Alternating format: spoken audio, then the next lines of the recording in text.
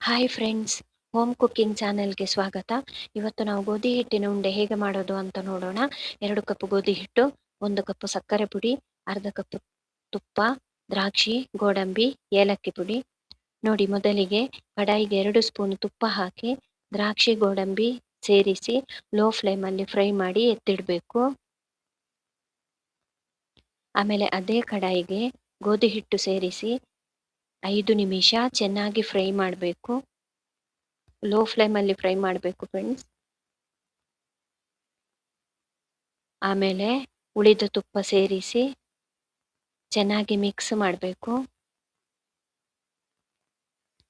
ನೋಡಿ, 1-2 ನಿಮಿಷದಲ್ಲಿ ಹಿಟ್ಟಿನ ಕಲರ್ ಚೇಂಜ್ ಆಗುತ್ತೆ, ಒಳ್ಳೆ ಪರಿಮಳ ಬರೋಕೆ ಶುರು ಆಗುತ್ತೆ.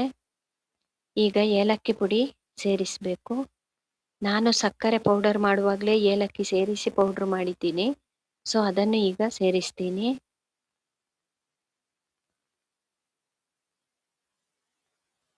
ಗ್ಯಾಸ್ ಆಫ್ ಮಾಡಬೇಕು.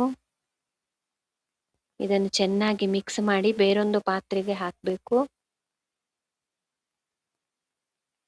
ಈಗ ಆಗಲೇ ಫ್ರೈ ಮಾಡಿ ಇಟ್ಟ ದ್ರಾಕ್ಷಿ ಗೋಡಂಬಿನ ಸೇರಿಸಿ ಚೆನ್ನಾಗಿ ಕೈಯಿಂದಲೇ ಹಿಟ್ಟನ್ನೊಮ್ಮೆ ಮಿಕ್ಸ್ ಮಾಡಬೇಕು.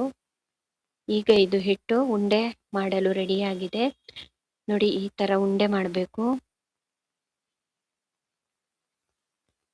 ಓಕೆ, ನೋಡಿದ್ರಲ್ಲ ಫ್ರೆಂಡ್ಸ್, ಆರೋಗ್ಯಕ್ಕೆ ಉತ್ತಮವಾದ, ಎಲ್ರಿಗೂ ಇಷ್ಟ ಆಗುವ ಗೋಧಿ ಹಿಟ್ಟಿನ ಉಂಡೆ ಹೇಗೆ ಮಾಡೋದು ಅಂತ.